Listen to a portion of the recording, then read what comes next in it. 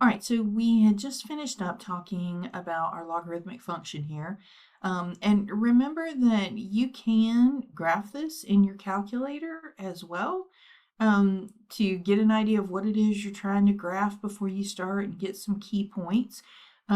So let me remind you of how you would do that. So I'm going to go to y equals. Let me switch my mode real quick here because I'm in something else for pre-cal. Okay, so I'm going to go to y equals and I can clear out whatever's in there.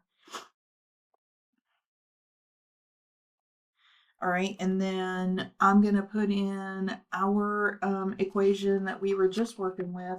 So that was the log base 2. So remember where you get that log, or you can just do alpha window to get the little log shortcut. And then it was base 2 and x plus 3. And then minus 2. All right, so that's what the normal graph would look like. And you also can go to your table and get ordered pairs. If you wanted to first graph the parent function so that you could see that transformation, you could do that as well. So here's our parent function that we graphed originally. It'll be in red.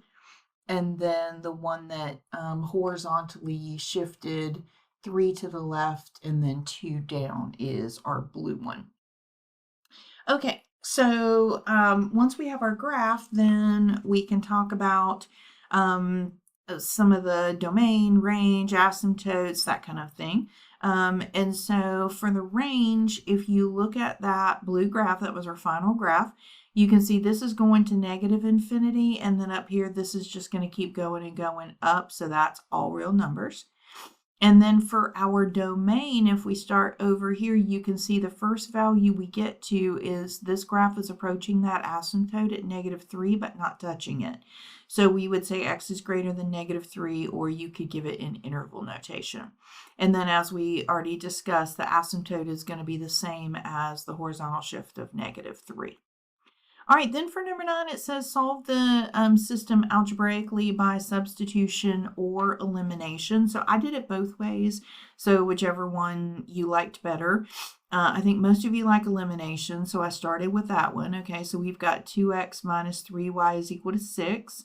And then I need my coefficients to be opposites of each other in order for something to eliminate.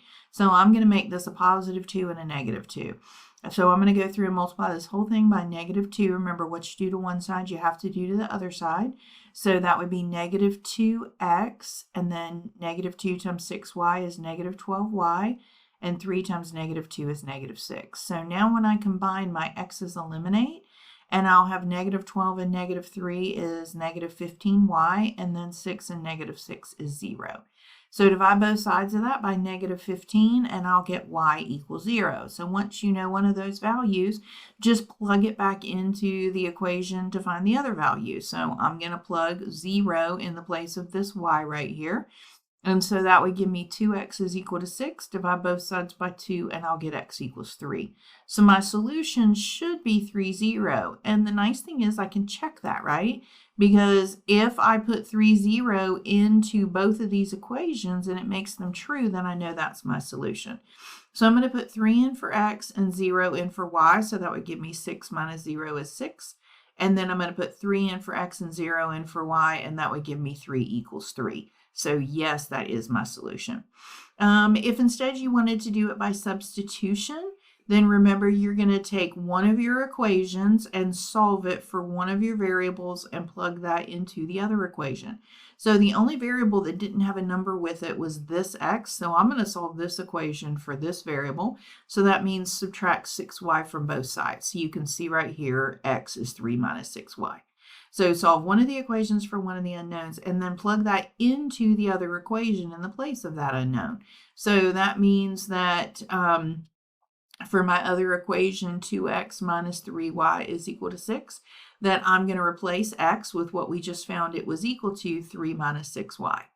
All right, so now I've got 2 times 3 is 6, 2 times negative 6y is negative 12y, minus 3y equals 6. So negative 12y and negative 3y is negative 15y. Now I want to get y by itself, so I'm going to subtract 6 from both sides, and then I'm going to divide both sides by negative 15, and I'll get y equals 0. And then last time I plugged it into the 2x minus 3y equals 6 equation. This time, to show you that it really doesn't matter which one you plug into, I'm going to plug it into the other equation, x plus 6y equals 3.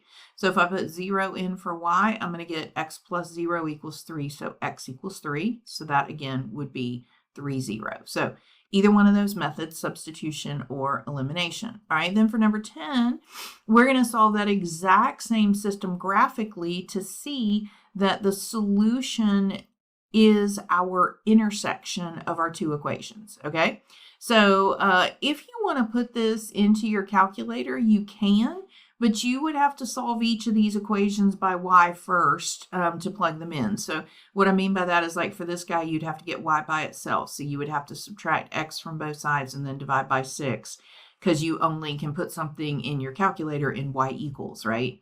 So that's a lot of work and a lot of chances to mess up switching it over to that, to then type it into your calculator, to then have to copy that back off of your calculator, but yeah, whatever you want to do.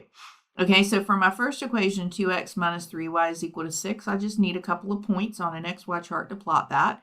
So I'm going to put 0 in for x. So if I do, that would be 2 times 0. So this is 0. That piece goes away.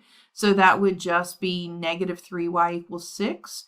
So divide both sides by negative 3, and y equals negative 2.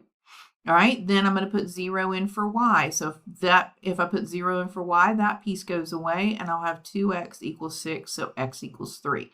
So that's my x and y intercept. So I've got 0, negative 2, and 3, 0. That's all I need.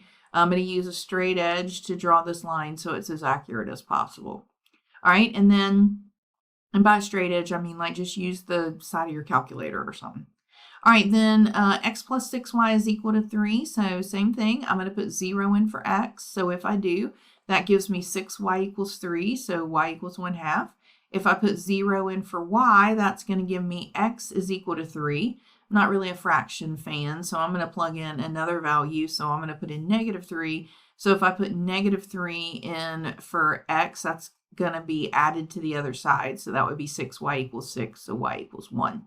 So if I plot those points, so negative 3, 1, and 0, 1/2, and 3, 0, and again, I'm going to use the side of my calculator or some kind of straight edge to draw that, then there's that line. So my solution to the system is the point of intersection. And so that's what you need to write in your blank down here, is you need to write that 3, 0, that point of intersection.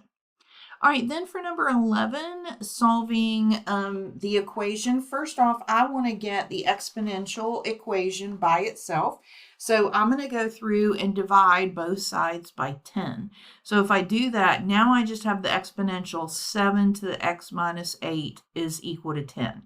Now remember, to get rid of an exponential, you're going to use a logarithm. So I'm going to insert the log with the same base as my exponential.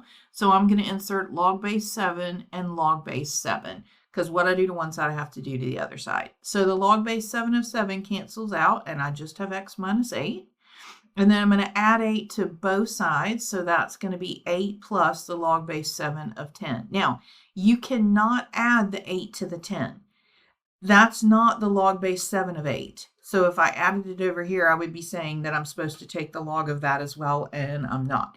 All right, so I'm just going to put this in my calculator, 8 plus log base 7 of 10.